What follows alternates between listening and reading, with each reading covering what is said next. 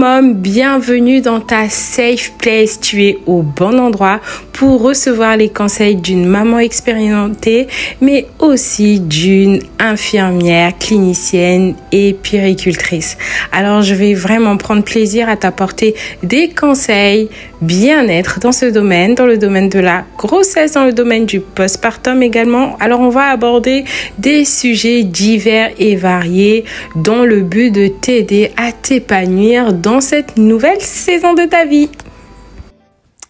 Hello mom, comment vas-tu aujourd'hui? Aujourd'hui, on va parler d'un sujet un petit peu particulier. Je voudrais qu'on parle de son corps après la grossesse. C'est quand même rare de nos jours qu'on puisse aborder ce sujet, mais je suis contente d'en parler avec toi aujourd'hui. Parler de ce corps qui a donné la vie, ce corps qui a été transformé, ce corps qui est différent, qui n'est pas le corps de ton adolescence, etc. Donc voilà. Donc parfois après l'accouchement, on se sent un petit peu perdu.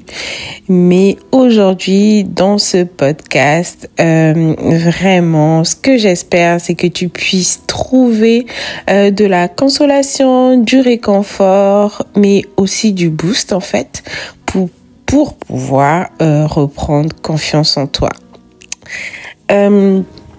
Alors, c'est vrai que on peut pas nier qu'il y a un choc par rapport à la transformation. C'est sûr que ça dépend des femmes, d'accord? On est toutes différentes et en fonction des grossesses aussi, que ce soit la première, la deuxième, etc. Le corps, il change en fait. L'impact n'est pas le même et ça, ce sont des choses qu'il faut savoir, pour lesquelles il faut se préparer également. Et il y a des femmes, en fait, malheureusement, où après l'accouchement, elles vivent tellement un choc qu'elles ont du mal à se regarder. Elles vivent mal, en fait, les changements, que ce soit les seins qui sont modifiés, le ventre qui est relâché, les vergetures, la cicatrice de la césarienne. En fait, quand tu te regardes là, tu sens que, physiquement, ton corps a pris un coup. Mais j'ai envie de dire, en fait, que de toute façon, le corps de la femme est en constante évolution. Constante évolution parce que on prend de l'âge, etc.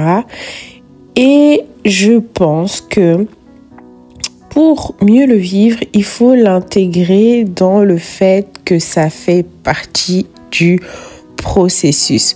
Parce que c'est quand même quelque chose de tellement mystérieux. Porter une vie à l'intérieur d'une vie, je sais pas si tu as déjà pensé, mais moi, je trouve ça tellement mystérieux de savoir que à l'intérieur de nous, lorsqu'on est enceinte, en fait, il y a un cœur qui bat.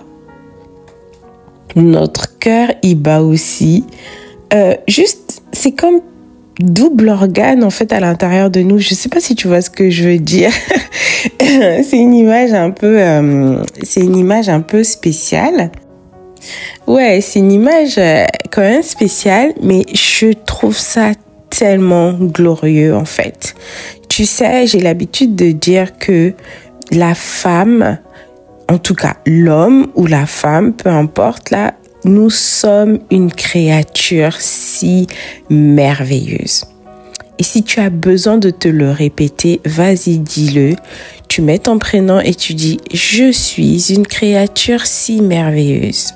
Tu sais pourquoi tu es une créature si merveilleuse? Parce que tu as été créée par un architecte compétent qui a pris le soin de dessiner la forme de ton visage, la forme de tes yeux et tout ce que tu as aujourd'hui en fait.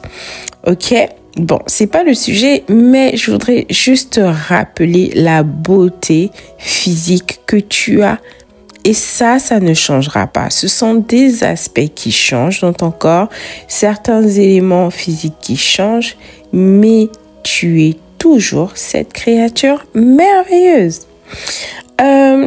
Et en fait, tu sais, si tu es enceinte ou que tu n'es pas encore enceinte, moi, je t'inviterais à déjà commencer à te préparer mentalement du bouleversement en fait que tu vas pouvoir ressentir. En gros, en fait, pose-toi des questions. Comment je vais le vivre? C'est juste une préparation parce que une fois que tu seras sur le fait, tu vas voir en fait comment tu vas réagir. Mais juste le fait d'y penser quand même, de mettre sur la table, de dire ok, ce sont des choses qui peuvent arriver.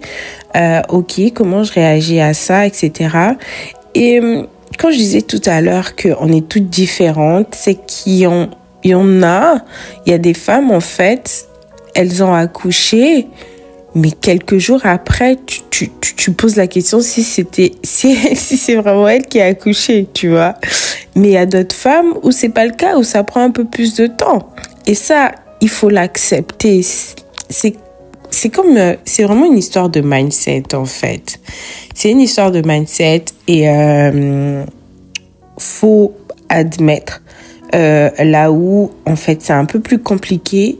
Il faut le travailler, se faire accompagner, en discuter avec une personne de confiance pour pouvoir mettre le doigt dessus. Ok, donc ça c'était le choc de la transformation. Pourquoi c'est si difficile de s'accepter? Oh, c'est sûr que avec notre ère des réseaux sociaux, des images lissées, retouchées, tout ce que tu veux là, toutes les mamans qui postent leur qui postent leurs photos genre 2 jours après leur accouchement et puis tu regardes sur Insta, tu dis ok, elle a vraiment accouché. Il y a quand même toute une machine derrière, ok? Faut faire attention en fait. Faut faire attention de pas tomber dans la comparaison. De juste se dire en fait je m'aime tel que je suis. Ça je le dis parenthèse, parfois ma fille elle me pose des questions etc. Et je l'ai vraiment inculqué ça. Je lui ai dit tu sais, tu dois t'aimer tel que tu es. Et il y a une chanson qui existe en fait par rapport à ça. Je m'aime telle que je suis. Donc quand elle me pose des questions par rapport à ses cheveux, qu'elle voudrait des cheveux plus longs, vous savez à l'école là on se compare souvent. Et ben je lui ressors cette chanson. Pourquoi? Parce que je veux qu'elle puisse construire son estime de soi. Donc, je fais beaucoup de parenthèses dans ce podcast, mais le but du podcast, c'est qu'on soit vrai, right? C'est qu'on puisse vraiment être sincère envers soi. Et aussi, j'avais dit que ce podcast était une safe place où vraiment on parle avec transparence. Donc, ce que je disais, c'est que tu dois être fier de toi en fait. Tu dois être fier d'avoir eu la grâce de porter un enfant, d'avoir donné la vie, d'avoir été comment dire ce canal en fait qui a permis qu'un humain arrive sur la terre. T'imagines? Et c'est pas rien. C'est pas rien. Donc oui, ça vient avec des changements. Mais quand tu regardes le résultat et que tu regardes ton bébé aujourd'hui, mais ça vaut la peine. Ça vaut la peine et le poids de la culpabilité ne peut pas venir enlever ce bonheur, ne peut pas venir enlever en fait ce sentiment négatif parce que en réalité, la culpabilité quand elle perdure, ça devient toxique. Ça devient toxique. Et il faut que, je t'invite vraiment à faire cet exercice, c'est que tu te regardes dans le miroir, tu te répètes, je suis une créature merveilleuse.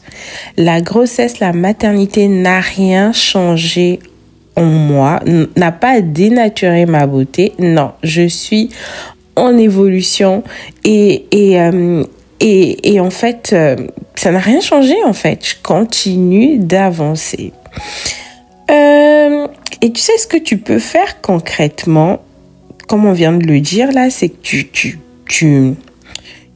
tu verbalises en fait, tu verbalises vraiment ce que tu ressens, tu verbalises ce que t'aurais aimé, mais voilà en fait que tu décides de t'accepter tel que tu es maintenant, et aussi tu sais ce que tu peux faire, c'est que tu peux faire du bien à ton corps.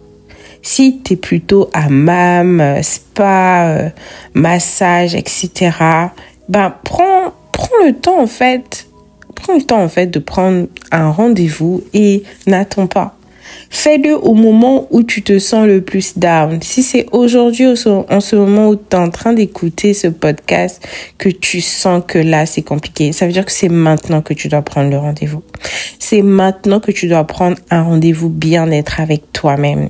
C'est maintenant que tu dois, si tu en as la possibilité, d'aller faire du shopping comme avant, de prendre des vêtements qui vont te valoriser en fait. Peut-être que ce seront des vêtements plus amples pour l'instant, juste le temps de ta transition, etc. ou différents, mais fais-toi belle en fait. Ne reste pas dans cette image de je reste avec mes pyjamas toute la journée, etc. Et puis j'ai pas envie. Non, ne t'enferme pas en fait dans cet espace. Tu vois, allaitement ou maternité ne rime pas toujours avec ça. Ok, t'as le droit en fait de continuer à prendre soin de toi. Et en plus, tu sais, quand tu le fais, t'es encore mieux dans ta tête, t'es encore mieux au niveau émotionnel, t'es encore mieux au niveau psychologique, et donc ton bébé le ressent. Ton bébé le ressent et toute la maison le ressent. Tes autres enfants, ton mari. Donc tout le monde va gagner en fait. Tout le monde va bénéficier de cet élan en fait, de ce courage que tu vas prendre pour t'accepter. Et je dirais aussi qu'il faudrait que tu puisses éviter le piège des objectifs rapides.